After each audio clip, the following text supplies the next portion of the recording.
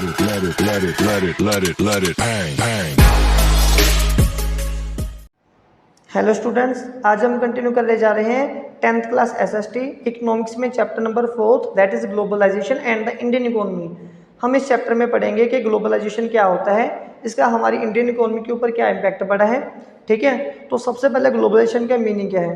देखिए, ग्लोबलाइजेशन का मीनिंग जो मैंने निकाला है उसको मैं बोल सकता हूँ कि whole earth equals to one market.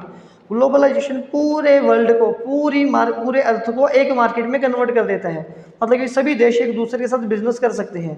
ठीक है, तो इसके दो एस्पेक्ट हैं। एक तो फॉरेन ट्रेड। फॉरेन ट्रेड का मतलब क्या होता है कि हम दूसरे देशों के साथ व्यापार कर सकते हैं। दूसरा फॉरेन इन्वेस्टमेंट। फॉरेन इन्वेस्टमेंट में क्या होता है, देखिए ये C1 मतलब कि पहली कंट्री, ये C2 मतलब कि दूसरी कंट्री। पहला देश दूसरे देश में जाके इन्वेस्टमेंट कर सकता है, दूसरा देश आके पहले देश में इन्वेस्टमेंट कर सकता है। ऐसे में सभी देश सभी जगहों में जाके इन्वेस्टमेंट कर सकते हैं, इसको हम बोलते हैं ग्लोबलाइजेशन। ठीक है जी। अब इसके बाद हमारे पास हमारी बुक में हमें एक एग्जांपल गिवन है जो कि ग्लोबलाइजेशन को बहुत ही अच्छे वे से एक्सप्लेन करती है। क्या एग्जांपल है फोर्ड मोटर्स की। फोर्ड मोटर एक अमेरिकन कंपनी है, मतलब कि लार्जेस्ट कार मैन्युफैक्चरिंग कंपनी है ये। इसका बिजनेस जो है वो 26 से ज़्यादा देशों में फैला हुआ है। ये 1995 में इंडिया में आई थी और इसका जो रिकॉर्ड इसने हमें डेटा दिया था कि 2004 तक उसने 27,000 कार, मतलब कि 9 सालों में उसने 27,000 कारें सेल कर दी थी। मतलब कि 9 सालों में 27,000 कार, एक साल में 3,000 कार। मतलब कि अगर हम एक महीने 10 महीने की बात करें ना, तो मान के चलो कि एक साल में 3,000 कार वो सेल कर रहा है, हर एक महीने में 300 कार वो सेल करते जा रहा है। ठीक है, तो यहाँ तक हो गया। अब ये जो फोर्ड मोटर थी, ये इंडिया में इसको तो पता नहीं कि कहाँ पे कैसे प्लांट लगाना, कैसे इन्वेस्टमेंट करनी है, कहाँ पे मार्केट बनानी है। तो इसीलिए इसने जो अपने 1700 करोड़ रुपया इन्वेस्ट किया था चेन्नई में, इसने दो लोगों के साथ, दो इंडियन कंपनी के साथ, इंडियन लोगों के साथ हैंडशेक किया था, पार्टनरशिप की थी, एक महिंद्रा एक महिंद्रा। उनकी हेल्प लेके इसने इंडिया में इन्वेस्टमेंट की थी। ठीक है, अभी जो फोर्ड कंपनी है ये जब इंडिया में आई, फिर इसने इंडिया में आने के बाद इसने अपनी गाड़ी मैक्सिको में भी सेल करनी शुरू कर दी, इंडिया के थ्रू साउथ अफ्रीका में भी सेल करनी शुरू कर दी, इंडिया के थ्रू ब्राज़ील में भी सेल करनी शुरू कर दी। तो अभी यहाँ पे ना एक छोटा सा आपके माइंड में एक सवाल आना चाहिए कि जो फोर्ड मोटर है, वो जो फोर्ड कंपनी है, वो इंडिया आई थी, लेकिन वाई इंडिया ही क्यों आई थी, कहीं और क्यों नहीं गई। इसका बड़ा आसान सा आंसर है कि इंडिया एक तो लार्ज मार्केट है, इंडिया की पॉपुलेशन, इंडिया का साइज़ बहुत बड़ा है। दूसरी बात, इंडिया में पॉपुलेशन ज़्यादा होने की वजह से लो कॉस्ट मिल जाती है हर एक प्रोडक्शन प्रोसेस के लिए, और इंडिया वेल कनेक्टेड। इंडिया के कंपैरिजन जो बाकी देश है, इंडिया, पाकिस्तान, अफगानिस्तान, बलूचिस्तान, बांग्लादेश वगैरह वगैरह, ये देश ना, इन सब में से जो इंडिया वो सबसे ज़्यादा वेल कनेक्टेड है। इसीलिए फोर्ड कंपनी ने इंडिया में इन्वेस्टमेंट करना सही समझा।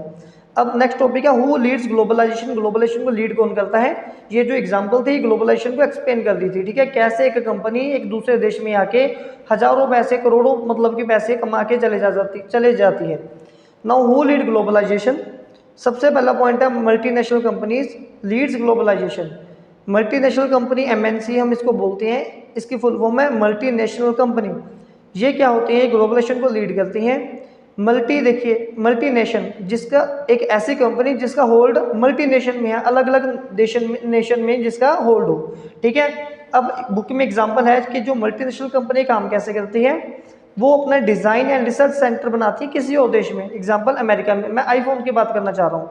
जो आईफोन का ओनर है उसने डिज़ाइन एंड रिसर्च सेंटर बना के रखा है USA में, अमेरिका में, कि कैसा नया मॉडल होगा, कैसा उसका डिज़ाइन बनेगा। ठीक है, उसके बाद उसकी जो प्रोडक्शन है वो होगी चाइना में, क्योंकि वहाँ पे प्रोडक्शन जो पार्ट्स हैं वो बड़ी आसानी से और बड़े सस्ते रेट पे मिल जाएंगे।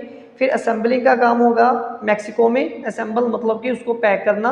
फिर उसका जो कस्टमर केयर बनाया जाएगी इंडिया में, क्योंकि इंडिया में पॉपुलेशन ज़्यादा है, लोगों को डिफरेंट डिफरेंट लैंग्वेज बोलनी आती है और सस्ते रेट पे सैलरी पे वो काम करने के लिए रेडी हो जाते हैं। ठीक है, ऐसा करके ना आपको लग रहा होगा मल्टीनेशनल कंपनी क्यों अलग अलग देशों में अपनी टांगे फंसा रही है ना, लेकिन ऐसा करके उसको करोड़ों का मतलब कि बेनिफिट हो जाता है। How does multinational company invest. Multinational company कैसे इन्वेस्टमेंट करती है। देखिए, सबसे पहले तो वो अपनी प्रोडक्शन को स्प्रेड करती है, लेकिन वो कैसे स्प्रेड करती है, उसके बाद सबसे पहला तरीका है कि मल्टीनेशनल कंपनी किसी लोकल कंपनी के साथ पार्टनरशिप कर लेती है। जब मल्टीनेशनल कंपनी किसी लोकल कंपनी के साथ पार्टनरशिप करती है तो लोकल कंपनी को इसमें क्या बेनिफिट मिलता है, उसके पास न्यू टेक्निक आ जाती है किसी मल्टीनेशनल कंपनी की, और इससे मल्टीनेशनल कंपनी को भर भर के पैसे मिल जाते हैं। दूसरा मेथड है कि कभी कभार कोई मल्टीनेशनल कंपनी किसी लोकल कंपनी को बाय कर लेती है। परचेज कर लेती है। जैसे कि कोको कोला ने लिम्का को, मतलब कि फेंटा को, ठीक है, ऐसी कोल्ड ड्रिंक कंपनी को परचेज कर लिया। फिर ये इनको इसके बाद बोलते हैं कि अब आप हमारे लिए काम करो, हमारी ही कोल्ड ड्रिंक बनाओ।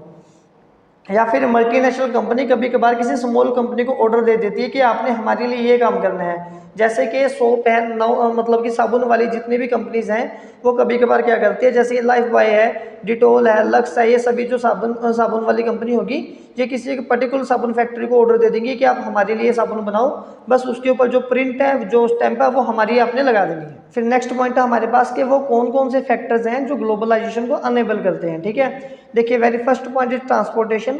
आजकल ट्रांसपोर्टेशन एयर के थ्रू, मतलब कि हवाई जहाज़ के थ्रू होने लग गया है। लैंड के थ्रू इतने अच्छे अच्छे रोड बन गए हैं कि उसके थ्रू डेली इंपोर्ट एक्सपोर्ट हो रहा है। वाटर के थ्रू, मीन टू से शिप्स के थ्रू भी जो हमारा मतलब कि आजकल इंपोर्ट एक्सपोर्ट होने लगा है। फिर इसके बिना हमारे पास क्या होता है कि टेक्नोलॉजी, ठीक है, अब टेक्नोलॉजी इतनी बेटर आ चुकी है कि उसने ग्लोबलाइजेशन को बहुत ही ज़्यादा प्रेफरेंस देनी शुरू कर दी है। मैं आपको एग्जांपल देना चाहता हूँ, जैसे कि अगर आपने किसी डॉक्टर के पास जाना है, आप पहले घर बैठे उससे अपॉइंटमेंट ले सकते हो। ये भी ग्लोबलाइजेशन का एक हिस्सा है। ये पहले फॉरेन में होता था, अब इंडिया में भी पॉसिबल होने लग गया है। नेक्स्ट पॉइंट है लिबरलाइजेशन। लिबरलाइजेशन ने भी ग्लोबलाइजेशन को पॉसिबल कर दिया। What do mean by liberalisation? देखिए, ये ट्रेड बैरियर होता था, इससे पहले वो क्या करता था, अपनी होम इंडस्ट्री को प्रमोट करने के लिए हम दूसरी कंपनी को इंडिया में काम करने नहीं देते थे। तो लिबरलाइजेशन का मतलब अभी क्या है? लिबरलाइजेशन का मतलब है कि जो हमारी गवर्नमेंट है वो अपने बैरियर को रिड्यूस कर देती है। जो ट्रेड बैरियर उसने लगाए होते हैं उसको कम कर देना, ठीक है, और टैक्स वगैरह उसको भी कम कर देना। इससे दूसरे देश फिर आसानी से हमारे देश में बिजनेस करना पसंद करते हैं। अभी हम स्टोरी पढ़ेंगे ग्लोबलाइजेशन की इंडिया में। ग्लोबलाइजेशन इंडिया में कैसे आया? देखिए, ये नंबर लाइन बनाई है मैंने, ये 1947 में हमारा देश आज़ाद हुआ था। इससे पहले क्या हुआ था, कई साल पहले इंडिया में ईस्ट इंडिया कंपनी आई थी। ईस्ट इंडिया कंपनी आई थी इंडिया में मसालों का बिजनेस करने के लिए। ठीक है, धीरे धीरे बिजनेस करते करते उसने पूरे इंडिया के ऊपर अपना फुल कंट्रोल कर लिया। फिर हम काफ़ी टाइम अंग्रेजों के गुलाम रहे, 150-200 साल हम लोगों ने लड़ाई झगड़ा किया, बड़ी मुश्किल से हमें फ्रीडम मिली। जब हमें फ्रीडम मिली तो हमारे पास चॉइस है क्या ग्लोबलाइजेशन करना है? तो हमारे लीडर ने बोला नहीं, देखो भाई, हमने बिल्कुल भी नहीं करना। हमने बड़ी मुश्किल से अभी आज़ादी ली है, एक बार हमने ग्लोबलाइजेशन के लिए यस की थी, तब हम बड़ी मुश्किल से फंस गए थे, अब नहीं हमने फंसना। तो हमारे लीडर ने ग्लोबलाइजेशन को मना कर दिया। ठीक है, लेकिन ये थोड़े टाइम के लिए मना रहा। 1991 के बाद ग्लोबलाइजेशन अच्छे से इंडिया में आ गया। अब एक मतलब कि एक न्यू ऑर्गेनाइजेशन फॉर्म होती है, WTO, इसको बोलते हैं वर्ल्ड ट्रेड ऑर्गेनाइजेशन। देखिए, नेम से क्लियर है, वर्ल्ड ट्रेड ऑर्गेनाइजेशन। इसका मेन काम क्या है? इसका मेन काम है कि इंटरनेशनल ट्रेड को ईजी करना, ट्रेड को फ्री और फेयर करना, सभी देशों के लिए बेनिफिट हो। और इसका जो हिस्सा है वो 164 नेशन, मतलब कि लगभग हमारी 70-80% जो अर्थ है वो इसका हिस्सा बन चुकी है।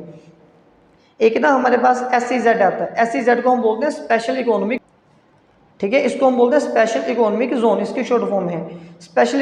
इसका मतलब क्या होता है? जिन जिन देशों में ये बनाया जाता है SEZ का एरिया, उसमें कुछ पॉलिसीज होती हैं कि वो कंट्री, ये देखिए पहले ना मैं आपको इसकी स्टोरी समझा दूँ ये होता कैसे है। अगर कोई भी देश बैकवर्ड है या कोई देश को लगता है कि वो इस देश में, मतलब कि अपनी इस एरिया में वो खुद की ग्रोथ नहीं कर सकता, मैं आपको ये एग्जाम्पल कैसे समझाने की कोशिश करता हूँ। सपोज कर लो हमारे पास है, सपोज कर लो हमारे पास एक कंट्री है चाइना। अब चाइना को लग रहा है कि ये वाला जो एरिया है ना, ये बिल्कुल कबाड़ एरिया है, इसमें चाइना कभी भी प्रोडक्शन नहीं कर सकता, इसमें इलेक्ट्रिसिटी वगैरह या ये बहुत बैकवर्ड एरिया है।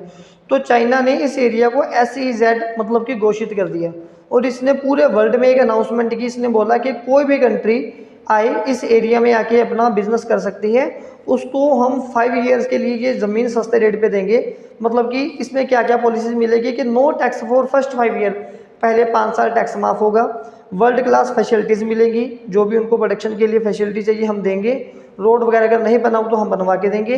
फिर फॉरेन, इससे क्या होता है, इससे फॉरेन इन्वेस्टमेंट बहुत ज़्यादा इंक्रीज़ हो जाता है, और वो लेबर लॉ के लिए भी फ्लेक्सिबिलिटी दे देते हैं कि अगर इस एरिया में जो देश इन्वेस्टमेंट करेगा, लेबर लॉ उन्हीं के, उसी देश, उसी कंपनी के अकॉर्डिंग होंगे, उसमें हमारे देश के लॉ है जो वो नहीं अप्लाई होंगे। ठीक है, तो पहले स्टार्टिंग में क्या होता था अर्ली टाइम में, देखिए डेवलप्ड नेशन और डेवलपिंग। डेवलप्ड नेशन वो है जिनकी ग्रोथ हो चुकी है, जैसे कि यूरोपियन नेशंस हैं, ठीक है, और डेवलपिंग नेशन जैसे कि इंडिया, जिसकी अभी तरक्की होनी है। तो आगे क्या होता था, जब कोई डेवलप्ड नेशन अमीर देश किसी गरीब देश में बिजनेस करने जाता था तो हमेशा इसकी शर्तें मानी जाती थी, क्योंकि ये अमीर है, बिजनेस पॉलिसी को कंट्रोल कौन करता था? डेवलप्ड नेशन, ठीक है। लेकिन WTO के आने के बाद, ठीक है, WTO के आने के बाद क्या हुआ? डेवलप्ड नेशन डेवलपिंग में जब बिजनेस करेगा तो दोनों की बातें रखी जाएंगी, ये भी पॉलिसीज को डिसाइड करेगा और ये भी यहाँ पे आके बिजनेस कर सकता है, ये भी पॉलिसीज को डिसाइड करेगा, ठीक है। अभी हम पढ़ेंगे, ये 6 मार्क्स का इंपॉर्टेंट क्वेश्चन आपको मिल सकता है 4 मार्क्स में, ठीक है, लॉन्ग में। Impact of globalisation in India, globalisation का इंडिया में क्या इम्पैक्ट पड़ा? देखिए, सबसे पहले मल्टीनेशनल कंपनी ने इंडिया में आना शुरू कर दिया इन्वेस्टमेंट करने के लिए, हमारे लिए बहुत अच्छी बात है। दूसरे नंबर पे जब मल्टीनेशनल कंपनी इंडिया में आई ना, तो हमारे प्रोड्यूसर को पता चल गया कि अगर मार्केट में बने रहना तो हमें अपने प्रोडक्ट की क्वालिटी 1 नंबर देनी होगी, मतलब कि MNC को टक्कर देने के लायक प्रोडक्ट की क्वालिटी बनानी पड़ेगी।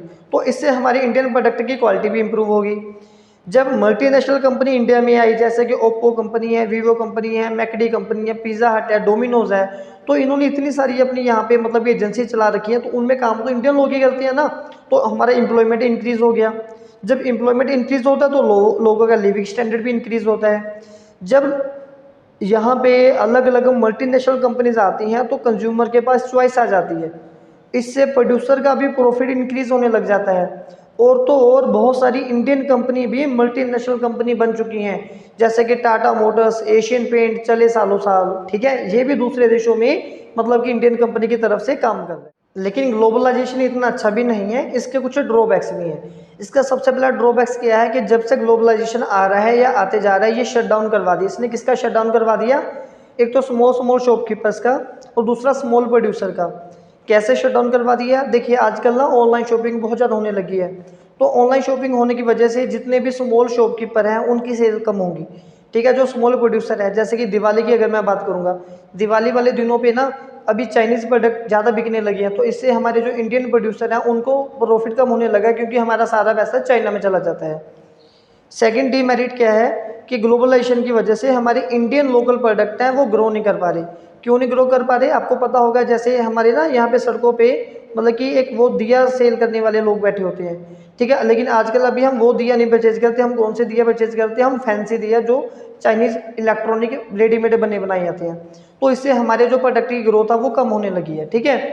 अच्छा, अब वो कौन से स्टेप्स हैं जिससे हम हमारे देश में फॉरेन इन्वेस्टमेंट को इंक्रीज कर सकते हैं? इसका एक ही आंसर है, SEZ। तो SEZ को हमने ना बड़े अच्छे से यहाँ पे एक्सप्लेन किया था प्रीवियस पेज में, यही इसका आंसर है। इसके साथ हम क्या कर सकते हैं?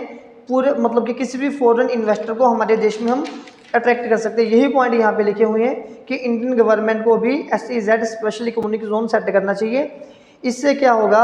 इंडस्ट्रीज आएंगे और इंडस्ट्री को फैसिलिटीज़ प्रोवाइड करनी चाहिए, और ये भी अनाउंस कर देना चाहिए कि हम फर्स्ट 5 ईयर तक कोई भी टैक्स नहीं लेंगे, और हमारी गवर्नमेंट को लेबर लॉ में थोड़ी बहुत ही फ्लेक्सिबिलिटी दे देनी चाहिए। लेकिन ये जो ग्लोबलाइजेशन है ये है तो बहुत अच्छा, लेकिन ये ड्रॉबैक्स जो आगे तो इसमें कुछ कमी है। तो फेयर ग्लोबलाइजेशन मतलब कि ग्लोबलाइजेशन को अच्छा कैसे किया जा सकता है? देखिए, सबसे पहले तो हमारी गवर्नमेंट को कुछ स्टेप्स लेने चाहिए इसको अच्छा बनाने के लिए। सेकंड थिंग कि labour law must be proper applied. Labour law हम कागजी तौर पे बना तो देते हैं, लेकिन उनको फॉलो नहीं किया जाता, उनको अच्छे से फॉलो करवाना चाहिए। सपोर्ट टू स्मॉल प्रोड्यूसर, जितने भी छोटे मोटे प्रोड्यूसर हैं हमारी गवर्नमेंट को चाहिए कि वो उनको प्रोड्यूस करते रहे, जैसे कि दिवाली वाले टाइम पे, ठीक है। तो इन लोगों को भी थोड़ी बहुत जो है हेल्प वगैरह मिलनी करनी चाहिए। इसके बाद government approach WTO for fair rules. हमारी गवर्नमेंट को WTO के पास जाना चाहिए कि वो अगर कुछ रूल वगैरह कुछ ऐसे हैं जो हमारे देश के लिए सही नहीं है, कि उन रूल्स को सही किया जाए। तो बच्चे, ये इतना ही था ग्लोबलाइजेशन का टॉपिक। अब कोई भी क्वेश्चन आपको किसी भी बुक के किसी भी हिस्से में से आ जाए, वो हर एक क्वेश्चन का आंसर इन्हीं नोट्स में लिखा होगा, इसको अपनी कॉपी पे अच्छे से नोट कर लेना। Thank you.